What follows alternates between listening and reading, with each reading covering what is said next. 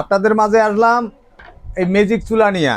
এই যে এই চুলাগুলার সমস্যাগুলা, এই যে এই সমস্যাগুলা দেখা যায় এখানে অনেক সময় সফটওয়্যার চেঞ্জ হয়ে যায়। সফটওয়্যার চেঞ্জ হওয়ার কারণে চুলা চালু হয় না, বারবার টাচ করার পরও চুলা চালু হয় না।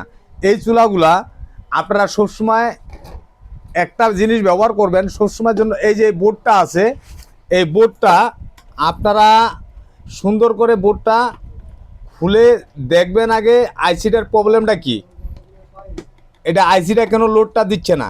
তারপরে দেখা গেল যে আইসিটা যখন আপনার প্রবলেম, যে এই আইসিগুলো বেশিরভাগ প্রবলেম হয়ে থাকে, অনেক সোলারে এই আইসিগুলো প্রবলেম হয়ে থাকে।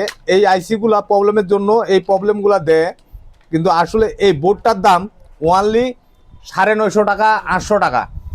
এই বোর্ডটা সম্পূর্ণ যদি আপনি কিনে নিয়ে নতুন করে লাগাই দেন চুলাটার মধ্যে, আবার এই চুলাটা নতুন হয়ে গেল। আপনি মেকারের কাছে নিয়ে যাচ্ছেন, মেকারের কাছ থেকে ঠিকঠাক করে নিচ্ছেন, মেকার 700-800 টাকা বিল নিচ্ছে, অথচ এই সার্কিটটার দাম 950 টাকা।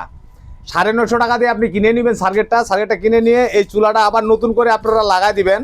এই চুলাটা নিমিষে আপনি আরও 3-4 বছর ব্যবহার করতে পারবেন। তো মেকারের কাছে 700 টাকা না দিয়ে আর 200-250 টাকা জোড়া দিয়ে নতুন সার্কিট একটা নিয়ে নেবেন, নতুন সার্কিট লাগাই নেবেন, লাগাই নেওয়ার পরে 2-4 বছর সুন্দরভাবে চালাতে পারবেন।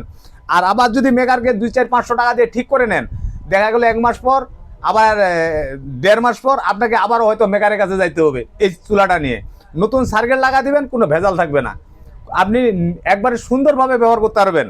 এই সার্কিটগুলার প্রবলেম হয়, এই আইসিগুলা বেশি দিন লাস্টিং করে না। তার জন্য আপনাদেরকে বললাম যে মেকারকে 700 টাকা না খাওয়াইয়া নতুন সার্কিট কিনবেন, নতুন সার্কিট কিনে নতুন সার্কিট আবার চুলার মধ্যে লাগা দিবেন, চুলাটাই আপনার নতুন হয়ে গেল।